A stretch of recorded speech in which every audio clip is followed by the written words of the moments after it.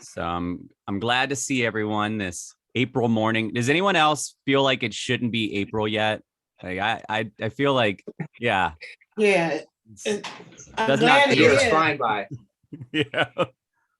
Yeah, years move. I'm glad it is. So the sooner, because I didn't think I would get to this point. So I'm kind of glad, but it's like, okay. Don't do nothing else with this computer. I'm gonna mute her.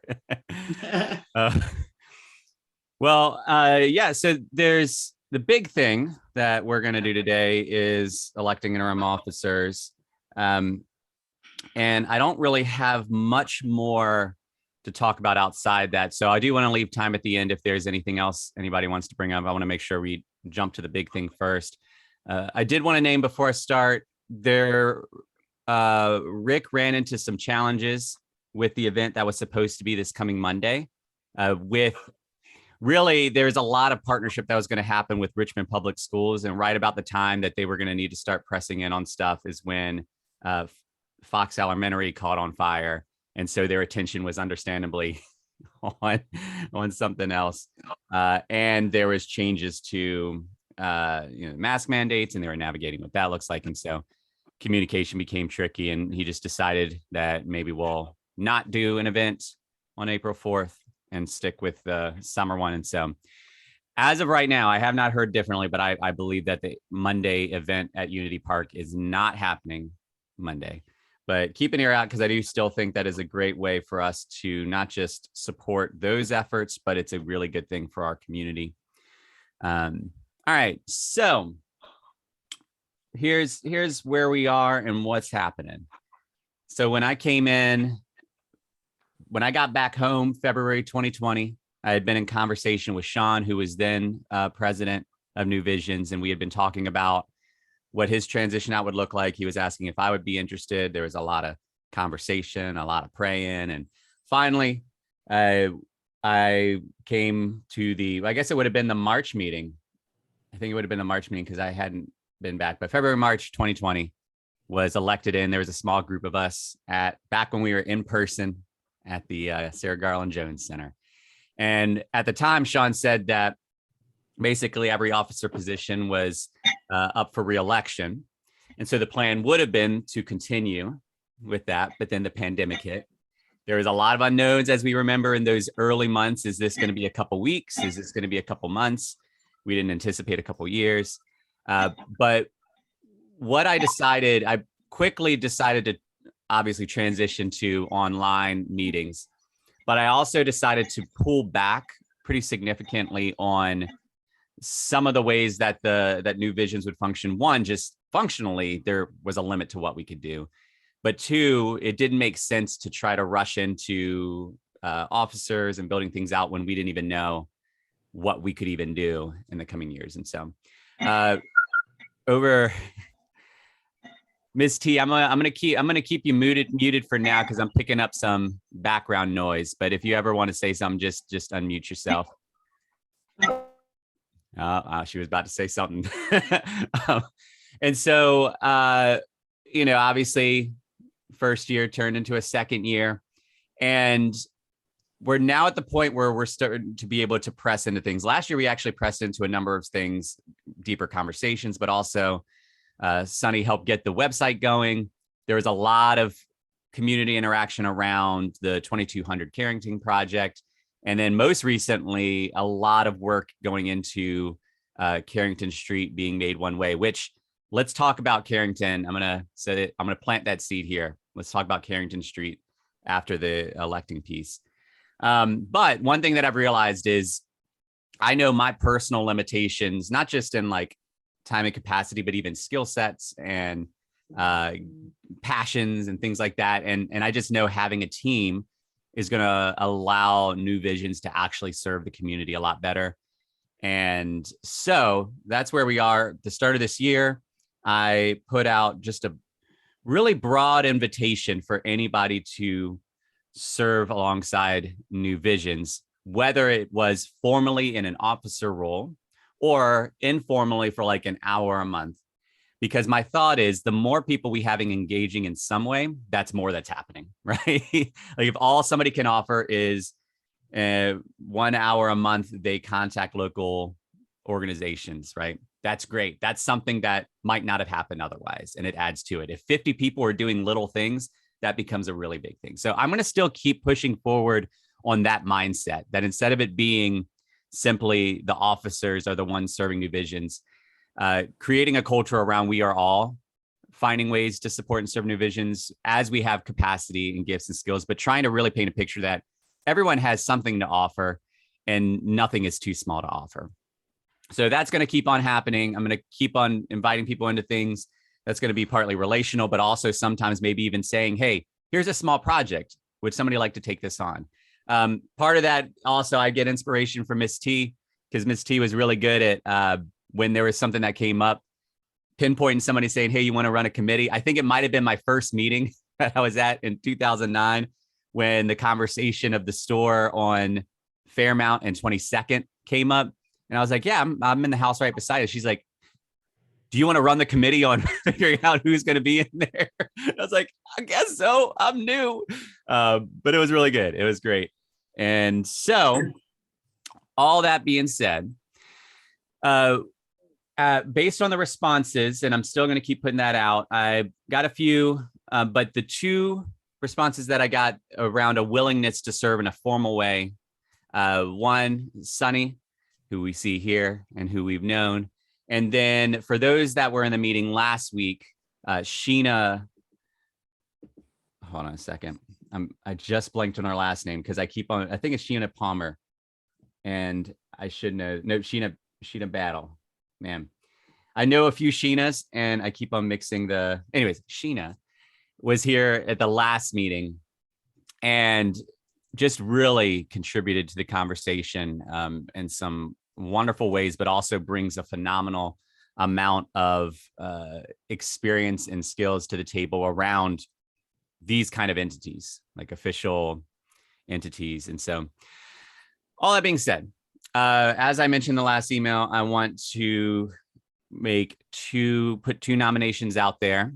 And I say interim for two reasons.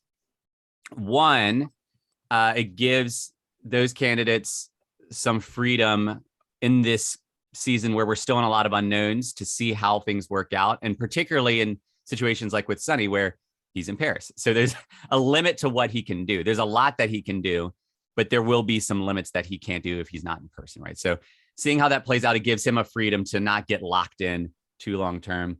And then second, it allows us to really shape out over the course of this year what New Visions needs, because we may find out that the traditional way of doing officers doesn't serve New Visions as well as a different way of doing it. So interim allows us to build that out with all parties like looked after. And so we'll come back to this conversation towards the end of the year.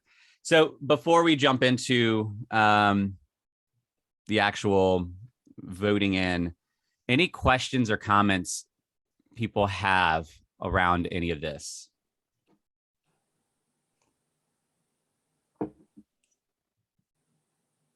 Everybody feeling good about it? Yeah, I'm glad you were able to find some people. I'm glad to see some, fresh faces and fresh voices coming in. And I'm glad I saw Mrs. T at the market because I kind of glossed over the email, and she said, well, we got an election. I said, we doing what? And I said, oh, I need to go back and actually read the email. I just thought it was the normal, announcement. We're having the email and we're going to talk about some stuff. Mm-hmm. So, yeah, I'm glad. Just one thing, there is not a phone number for people to join the meeting this morning, is it? It was a little hard to hear you, Miss T. She asked, was there a phone number for people to join? This morning. Miss Braxton wanted to join. Okay. But I didn't have a phone number. Oh, you didn't get my email with the number in it? I don't know. I could send that again. Well, I can get that to you. The dang computer is not even, I think I pulled something out when I was trying to get it on. That's why I went off the screen. Mm-hmm. Lord. Can you just recite it and I'll call her? I'm having trouble hearing you. She said, can you recite it and she'll call her? Yeah. If you have something where you can put it on your laptop and share the number on the screen, that would be good. Yeah. Yeah. I can send it in the text and piece too. Let me, Yeah. all right, while I'm doing that, any other comments or questions?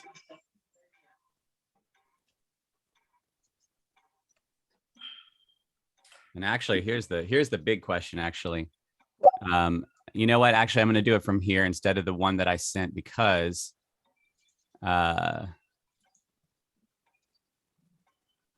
don't know what actually may.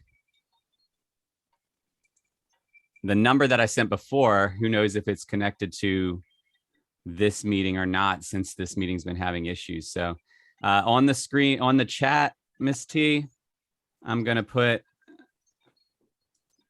the number that it has. And you should see it now. So do you see that in the chat?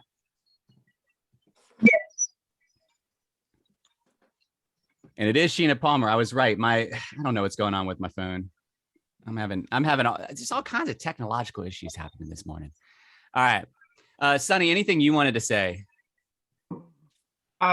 Yeah, just it seems like over the last couple of years, the Civic Association, just with COVID, there's been a little bit less participation, and there's some things that I think Paul and you guys want to do to get more active in the community, and I feel that too. So I know that I'm not present physically in the neighborhood. My house is still there, but I'd like to just help virtually as much as I can, so that if somebody comes in and the group starts to meet in person again and more people are coming to the meetings, all of those things, that there'll be a little bit more structure for someone else to take the reign. Mm-hmm. And Paul and I discussed a little bit. It seems like as far as treasury sort of things, as far as communicating with past members and setting up things digitally for eventually, if there was dues to be collected, or making payments on website, for example, or even putting events together, all of that structure will be there. So I'd be happy to do that because a lot of it can be done virtually. And that will put the Civic Association in a nice place where when we want to do something, we can. Yeah. And that's there. So that's what I've offered to do. That's a lot. That's good. Yeah, and it's particularly helpful too. And I'm glad you mentioned that because, one thing I wanted to name as well, and another unfortunate impact of the pandemic is Sean and I weren't able to have a smooth transition, right? Like normally, if you have a president in the transition, like we were actually planning on meeting together right after I was elected. And that's when the handoff would happen. And then the pandemic threw that out. Like we couldn't physically meet. By the end of March, we all had to stay in our homes, right? And so what ended up happening as time went on is a lot of these things, it could be very, very easy for things to fall through the cracks, information to get lost. And so they're just that without that smooth transition, it's left a lot of question marks and unknowns. And by the time I knew what questions to ask, it was hard to know who knew the answer to those things, right? And so that's part of what's going to happen here. And Sonny's, like you mentioned, we've talked about this, and we're going to start to track down and figure out a lot of these pieces. Some of them are just small things that are nice to know. Some of them are pretty big things. And particularly when it comes to treasury stuff, we want to know all of that is in place as it needs to be. On that as well, the other thing that I intentionally did not do over the last 2 years is push any kind of fees or dues or anything like that. That was intentional for a lot of reasons, among which, was, we didn't even know how we could function. But also, as Sonny mentioned, engagement with New Visions became trickier during a pandemic, and I did not want to put any more barriers in place. And so the plan was to come back to that conversation post-pandemic.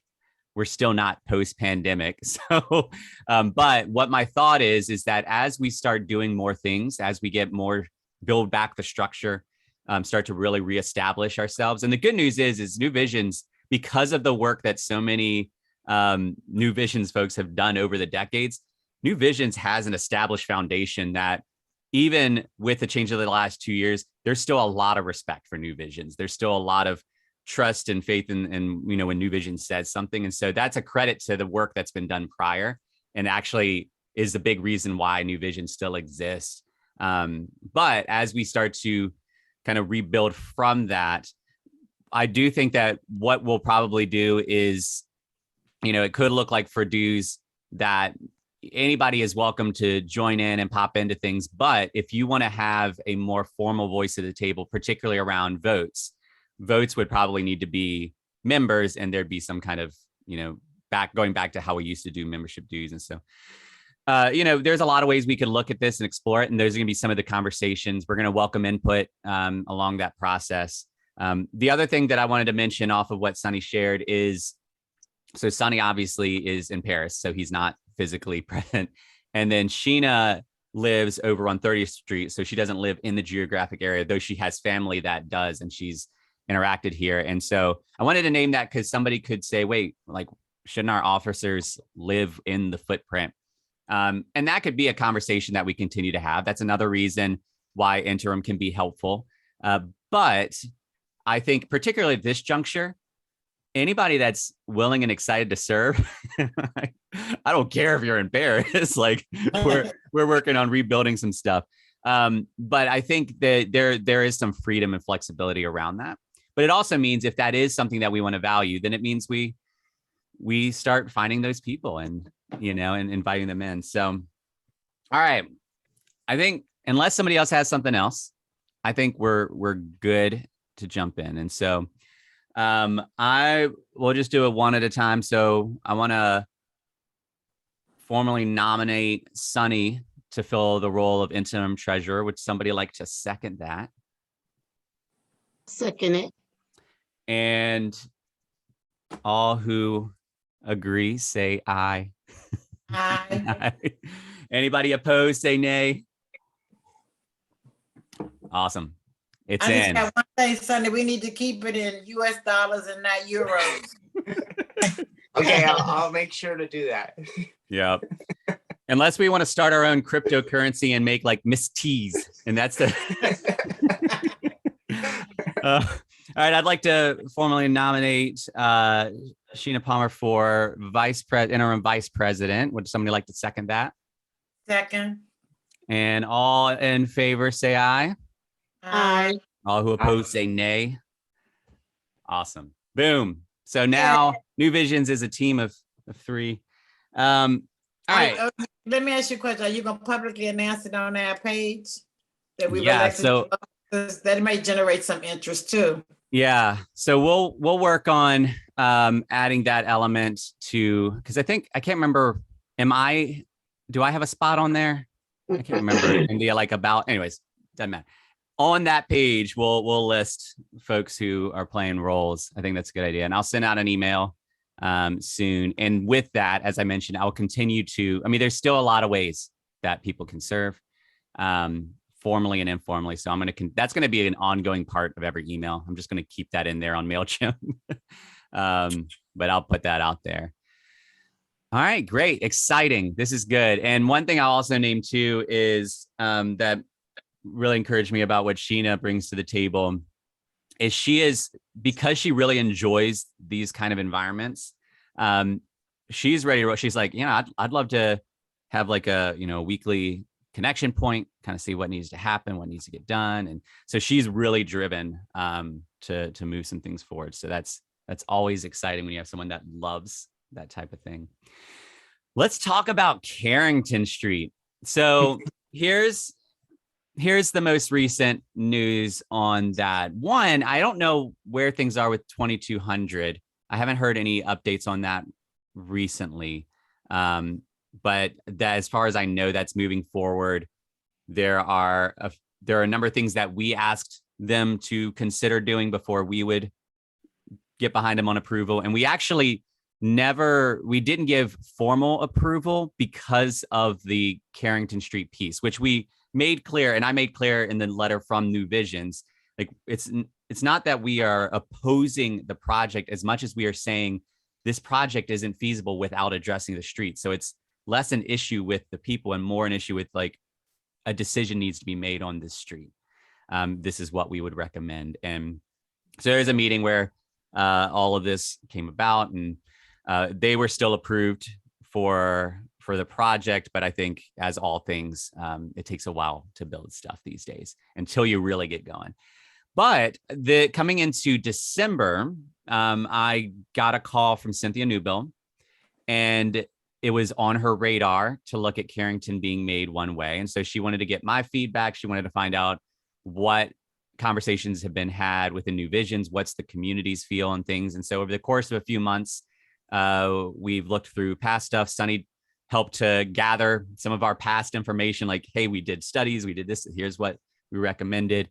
We got some letters written from folks and basically said, the options on the table are, one, keep it as it is, which is not an option. It can't stay as it is.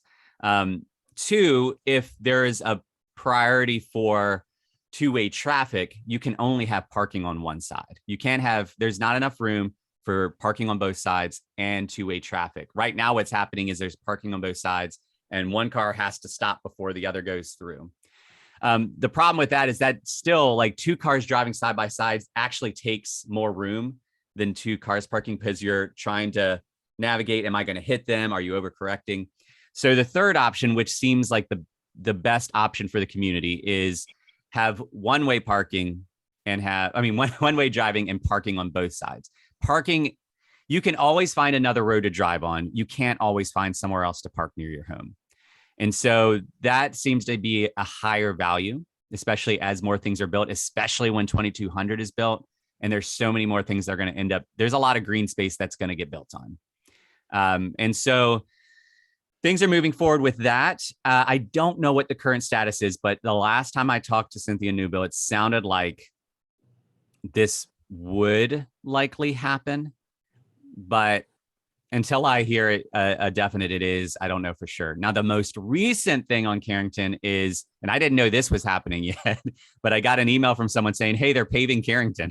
Like, nobody knew. I woke up one morning. Yeah. Road was blocked. I was like, what in the world? And then, yeah, they did that. So here's the thing. So it's not a. Go ahead, Sonny. I just have a question. Did they end up paving the whole street, or did they leave all the intersections? The intersections are still cobblestone, okay. At least the ones that I've seen, because I went and looked at a few of them. So here's the deal: like, Carrington was in rough shape, right? And so there was widespread agreement that something needed to be done. Right? It could not just stay as it was. Now, there's a few directions it could have gone. One direction is to restore all the cobblestone, which there's a lot of great things about that. That would be, it'd be beautiful. The problem is that's a lot of money, and the city often either doesn't have the money, or that doesn't seem like a great use of the money. So then the other option is paving it, which normally is just a broad, like from start to end, pave the whole thing. Well, we still want the history retained. And so one of the things that had been proposed to the city is, like, at the very least, if paving ends up having to be what happens, the intersections need to be retained and restored. So the intersections are still in rough shape. Like, there's cobblestone, but you still see asphalt patches. What I really wish would have happened is for at least some of the cobblestone to be salvaged before it was paved over, and then use that for the intersections. Yes. I don't know for sure that didn't happen. I'm under the no. Not under the I can tell you for sure it didn't happen. They paved right over the cobblestone. I was like, isn't this the dumbest thing? Mm-hmm. So it's just one of those situations, kind of like with Carrington being one way. Like, it's just really unfortunate where, like, we're in an unfortunate place where there aren't really great options that don't cost a whole lot of money. And so there is a lot of interaction online around this, and it is interesting to see there's a spectrum of responses from like, this is a travesty because this is historic and we should have saved the cobblestone, to I've been avoiding this street for years and I'll finally be able to drive on it again. I'm glad they're doing it, right? And everything in between, which really just goes to point out, no matter what your solution is, like you're never going to have 100% unanimous support most of the time. Same thing with Carrington being one way. There are going to be some people who are going to be really happy that there's a place to park and they don't have to play the guessing game of who goes first. There are going to be other people who are going to be really upset that now they can only drive one way on Carrington. And so our role within New Visions is to try to get the best sense of the collaborative voice of the community and then represent that well. My role as president is to try to, like, I will have my own opinions sometimes, but my role is to try to gauge what is the majority sense.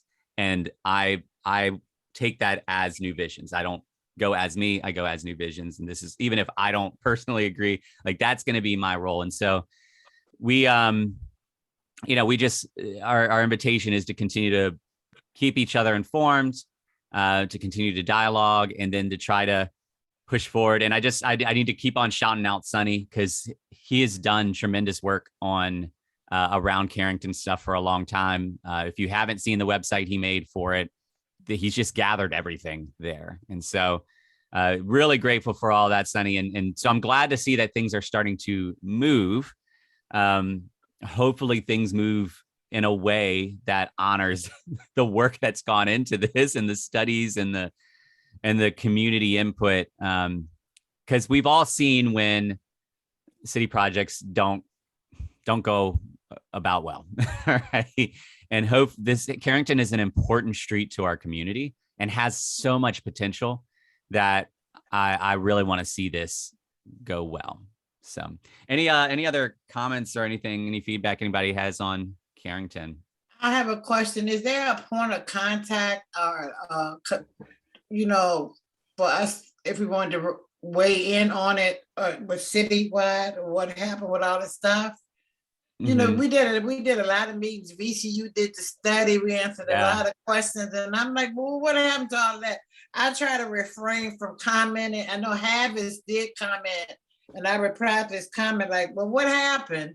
But then I said, let me get off, because unfortunately, social media in Churchill neighborhoods and next door tend not to bring out the best in me. Yeah. So I try not to comment on social media, because the people sometimes they lose sight of the topic and just want to argue for the sake of arguing and start attacking people. Yeah. So that's why I didn't do too much commenting. But I think it's a travesty too.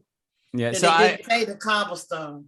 Well, and you made a good point that there really should have been better communication, because none of us knew. I'm president of the civic association for that area. Like I had no idea that was happening until somebody emailed me. Right. Yeah. And so I think there is a lot to be said about not just what decisions are being made, but what is the process for those when it impacts the community, and how is that being communicated? And I think particularly with Carrington, like, on a level, the city doesn't necessarily have to get our permission every time that they pave a street, right? Because in general, streets are already paved and they're just repaving over. It's good to get noticed and all that. But there's a difference when it is a historic, like a street that has history to it, that has cobblestone, and when it's a street that has had a lot of community feedback around it. When it's that kind of a thing, I feel like it is important to make sure you have community buy-in and that the community knows what's happening. And so as far as communication, I think you're right that social media, it has a limit to its value, right? As far as dialogue and all that, but actually accomplishing anything through it, that's definitely not the best thing. So what I would recommend is, even just directly contacting local leaders, say like Cynthia Newbill, et cetera. So I would say two things. One, when it's a big thing, we can, as New Visions, like I can send letters on behalf of New Vision. So I've done that a few times for a few things, which I'll name another one in a moment if I remember. But two, there is a value to when it's there's a value to New Vision sending something.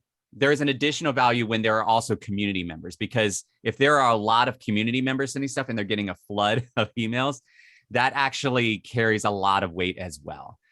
So my recommendation is that both are happening, that there is a formal New Visions response, but also that any individuals that are willing to write are also saying, hey, this is how I feel. This is how I feel.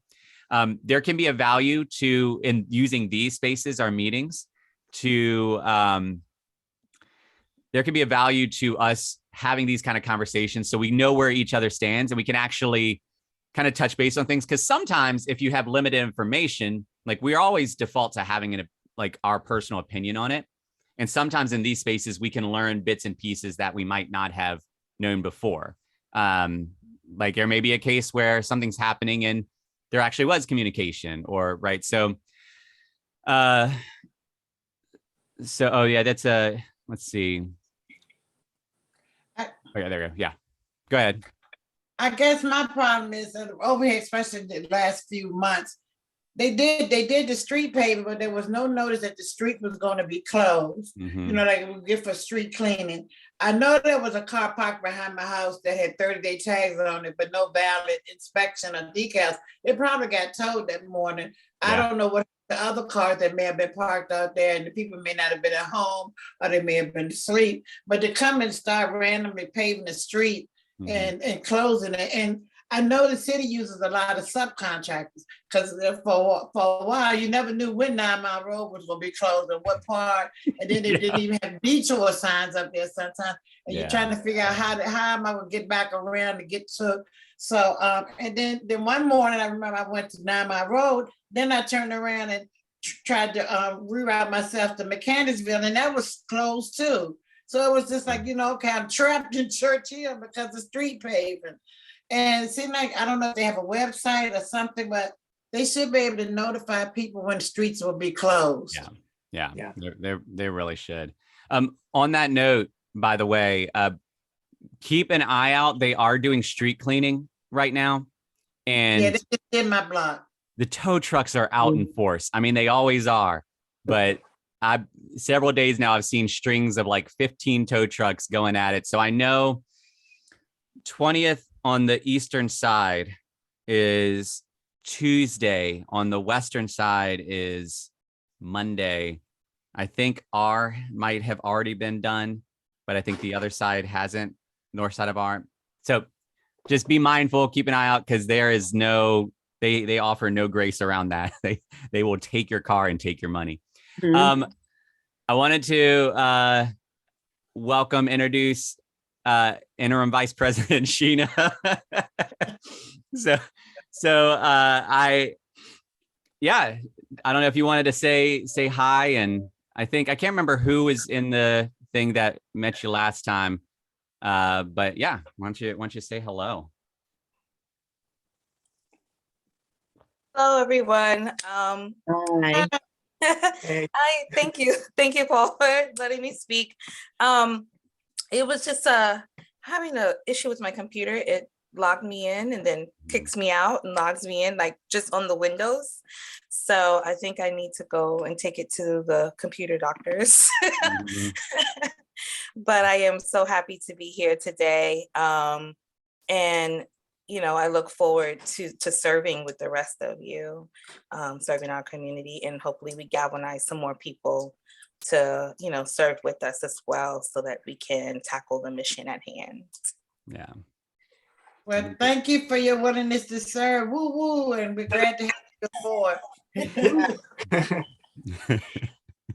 And Sonny, I don't know where he is on your screen. He's top left for me, but Sonny is interim treasurer, and he's had a home in the community for how long have you had that there? Since 2015. Yeah. And he's done a lot with Carrington Street, and then he's currently in Paris, but so yeah, I moved out there last year. But he's serving from afar. So yeah, any other comments on the Carrington paving, those kind of things? were you able, because I think it was 2 meetings ago, we formally did vote that we wanted it to be one way.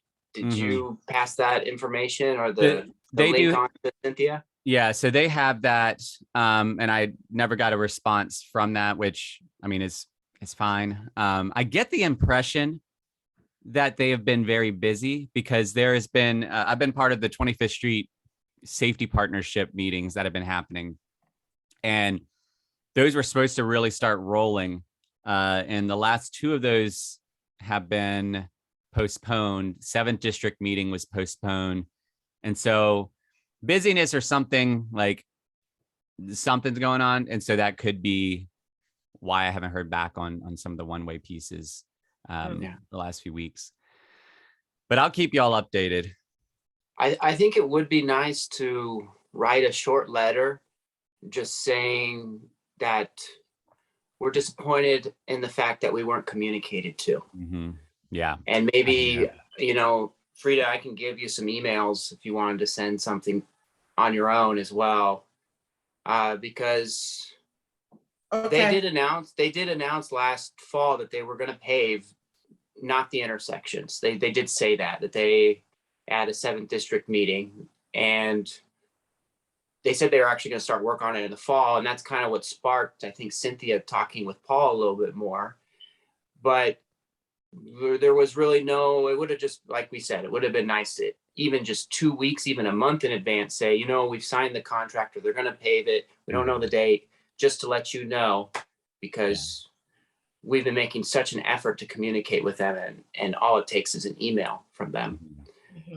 So I think we should say our disappointment with the communication, maybe not with the paving, but just that would have been nice. Yeah.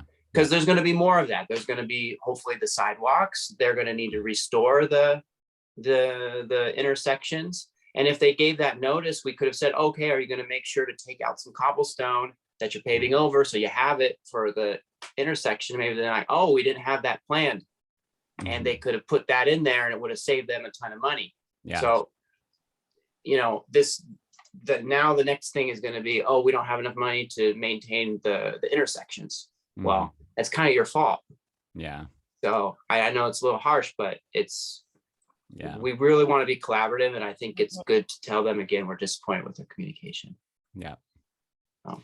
Yeah. Yeah. I can convey that, because I'm with you. And, you know, and I get that it's hard too on a city level when you do have so many different departments, so many different people, and then you're outsourcing. And I get the challenge of that, but I also know that there is a way to do this. Like, I remember being really upset a number of years ago when I lived on Fairmount that they like there's a need for internal communication too among them, because I remember Fairmount was paved a number of years ago, and it was beautiful, right? Like, it's, you know, that feel of driving on new asphalt. It's like, oh man. And then the next week they started tearing it up to do like underground work on pipes and stuff. And so then when they were done, the road looked junky again. And I'm like, who missed the mark on this process that didn't realize, hey, let's tear up the bad road, do the underground work, we don't even have to patch it up all nice, because then we're going to pave over it. And then the end result is the work is done and the road is beautiful.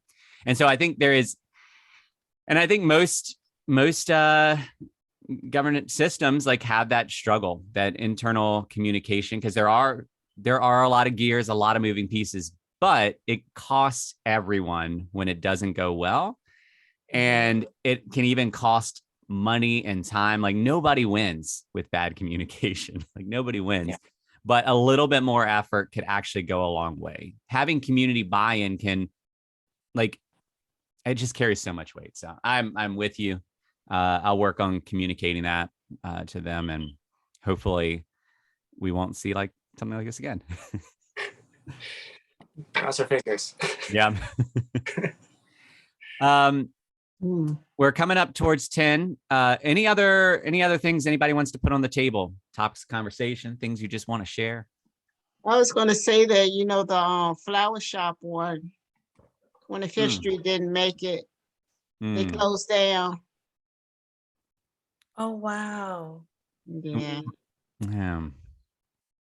I think it was just too much going on right there. Mm-hmm. Is that you said Flowers by Braun? Is that what it's called? I thought it was Vogue. Or I Vogue? can't remember. Right at 25th and Beneville. Oh, I know what you're talking about. Oh, okay. Okay. I know what you're talking about. Yeah, Oh man. yeah. And that, what was that? Had that been there a year or 2 years? About a year, about 2 years. Yeah. Yeah. Yeah. Is that over there by the ABC store? Across the street. Mhm. Yeah. Yeah. Oh yeah. I remember seeing there having a like dispersing. This is inventory purge. Yeah. That's too bad. Pomona also closed. I don't know if y'all knew that. And that's been closed for maybe 6 months or so. What is that? Pomona, that's on Venable and 20th, maybe. The roads get tricky down there. And Legacy Academy is no longer at the building at Fairmount and 22nd, but Rework Richmond. I saw a sign for Rework Richmond up in there. And I've been meaning to, I think I've heard of them. I've forgotten what they are, and I've been meaning to look them up. But I know something is going into that space. The other thing that I was going to mention, and I don't know if I can publicly say who yet, but as soon as I can, I will, and I'm excited about it. But I was able to write a letter of support for an entity that was looking at the church that's at Fairmount and 23rd. It's I know what you're talking about. Yeah. And so I've been in conversation with Garrett Augustine about that building for a while, and they purchased it, and he was working on building that out and thinking about what could be in there. And, I was sharing with him the kind of things that we would love to see in the community. And so I'm excited that things are in process for an entity to get into that space that I think I'm very excited about. So as soon as I can communicate that, I will. But the last I heard is they're under contract. There's still some SUP pieces to it, which I'm definitely going to write any more letters. I told them anything you need, like, you let me know. Okay, you can. I will help to endorse it too. Awesome. Because I'm in communication with them on another side, and I'm supposed to get back with them once I'm completely released post-op. Awesome. Yeah. Okay. That's good. Yeah. And I'll invite, even community feedback and support. I think this would be really good for the community. So, anything else? We should have both of the new tenants at a meeting to speak or something. Yes. Yeah. What they do. Yeah. No, I definitely. And I also have been working on trying to get Project Homes to come to a meeting for a lot of reasons. One, just because of some of the programs around weatherization that they provide. And just to plug for this, I shared this a year ago when we had Andrew Grigsby from Gradient come in. There's anybody who qualifies based on income, age, or being a veteran has access through Project Homes to apply for weatherization.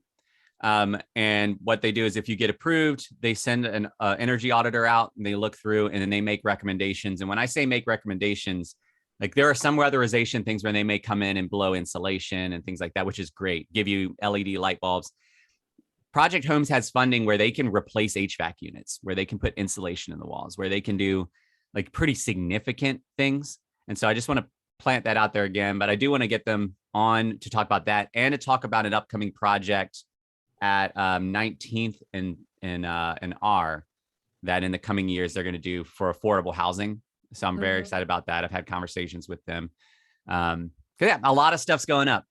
We've got 10 homes within throwing distance of us that are being worked on in some way, shape, or form.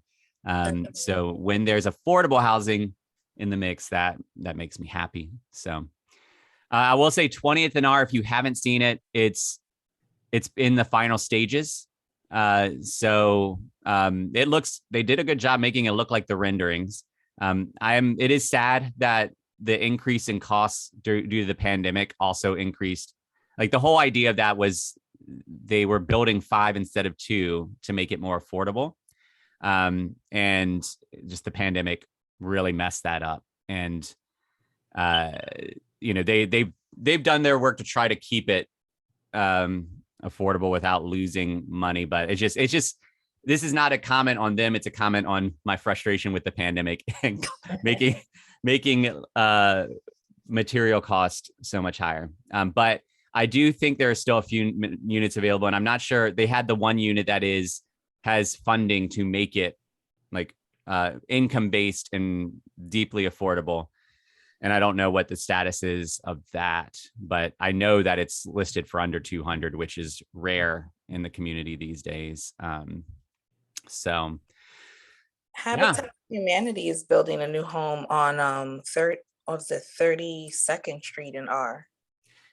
Yeah, I've noticed them starting to do more in the community. Mm-hmm. We got Habitat, Maggie Walker Land Trust, Urban Hope. Mm-hmm. I don't know that Better Housing does much aside from the big building. I don't know that they do as many like individual homes as they used to. No, they don't. They're really tackling more so. Better Housing is more so tackling the need for the education of keeping a home, obtaining and keeping a home. Mm-hmm, mm-hmm. So that's really where their focus has been poured into. Yeah. And they want to start the education as early as high school. Yeah, that's really good. Mm-hmm. That's good. Well, it's 9:59. I feel good. We talked about a lot, accomplished a lot. We increased our team. And so, for right now, the plan is to continue holding meetings first Saturdays on Zoom, but we are at a place now where we can start to consider in person. And I've gotten a request from the 25th Street Library for us to consider coming back. And so I'm gonna see how that works, what timing looks like. But I will say, my plan is, whenever we do go back to in person, to also still have Zoom going for 2 reasons. One, I want it to still be accessible for anyone who's not comfortable or not able to come. And 2, it allows me to record it so that we have the meetings, so that, because we have a lot of people that do care about New Visions. They just can't make Saturday morning work, or they don't want to make Saturday morning work, or whatever the reasons are. They don't have computer technology right. And so having a way to view the meetings later has been valuable for people who do want to be engaged but can't. So I'm always welcome to feedback around what future meetings can look like. And then as we get into nicer weather, I do want to find, even if it's just a low key, I pull the grill out into my front yard. I got a few picnic tables, Sonny, you can fly over. It's great. But Yeah. I do want to, this year is, whenever it makes sense, having some just simple community touch points where we can actually be in each other's presence, even if we're still, a few feet apart. I don't care. That's fine. But I think we're finally at the point where we can start looking into that again. So I'll keep you all updated on that. It'll be great. But that's all I got. So unless someone has one final thing that pops in their mind, I'm gonna shut it down and release us to enjoy our days. I just heard something. Miss T, did you say something? No. Hi, Myra. You're very quiet. Some challenges today, so I'm partly with you all. I couldn't understand you. I said I am partly with you and partly not with you. You're partly with us and partly not with us. Correct. Having some challenges with the computer. Gotcha. I wanted to lift up to the group this coming Thursday, April the 5th. There will be Nehemiah action in place, and it's going to be held at the Greater Richmond Convention Center. It is put on by this group called RIS, which stands for Richmonders Involved in strengthening our communities. They definitely are focused on the gun violence. And so they are hoping that Mayor Stoney, Chief Smith, and others that are involved will definitely be there at the meeting because there are some things the community really wants. Yeah. So hopefully anyone that is available, the meeting will start at 7 at the Greater Richmond Convention Center. Thank you. You were coming in and out, but I actually know what you're talking about. So, if in case y'all didn't hear it, RISC is having a very big, it's called Nehemiah Action, meaning they do basically RISC, Richmonders involved in supporting communities. Is that, I can't remember. Anyways, each year they work to, it's a body of people that work to take on some key important issues in the community and to research and explore ways to address it. And then they take their findings to city and local officials to say, hey, we would recommend this. Would you be willing to look into this? Would you be willing to do this? Would you be willing to? And then they get responses. And the Nehemiah Action one is where they actually gather Richmonders into a space as a physical show of support, and then invite the community leaders. And what it does is it allows the community to see, oh, like there's thousands of people sitting here like that are behind this thing. The leaders aren't blindsided. They know what's going to be asked of them and what's going to be presented. And so there's a lot of communication around that, but it really is about the show of support. And so the invitation there is, and I'll send out some information on this. If you're interested and able on Tuesday 5th in the evening at the Greater Richmond Convention Center, there's an opportunity to go and stand. And gun violence is one of the main things. They've been looking at gun violence and affordable housing and one other piece. But yeah, I'm going to be out of town, so I can't go this year, but I've been before. And it's just a whole crowd of people that are all standing together, unified around a certain thing, which you don't always see. So it's a beautiful expression worth looking into. And I will also mention, I'm glad you mentioned an event next week because I would have forgotten. I'll also send out on Tuesday, the 5th, Wednesday, and Thursday at the Robinson Theater. Youth with a Mission YWAM is hosting a pop-up thrift shop. Yes. With clothes. And the short version of the story is they've got a large donation from when the refugees were coming into Fort Lee. There was a lot of support from the community for that, but so much that there was a lot of items that couldn't be used. And so YWAM got a huge truck thing filled with clothing. And so they wanted to give back to the community. So everything is $1 and it's a wide assortment of clothes. So it's just good for anybody who's like, oh, I want to, add some stuff to my wardrobe. But it's particularly good if you know neighbors who have limited means. Mhm. It is just a great resource. And we have a lot of neighbors who are unsheltered that have limited means that could really benefit from it. They often have some free item coupons that they give out. And they also have, last time they had these packs that were available if someone came in and that was unsheltered, that included a sleeping bag and things like that was free of charge, some care bags. And so anyways, I'll send that as well because it's a great way, to just support our community. It's walking distance for a lot of our neighbors. And it's just good to know about. And they welcome volunteers. They'll feed them lunch. So if you or someone wants to volunteer, that's also an option. All right.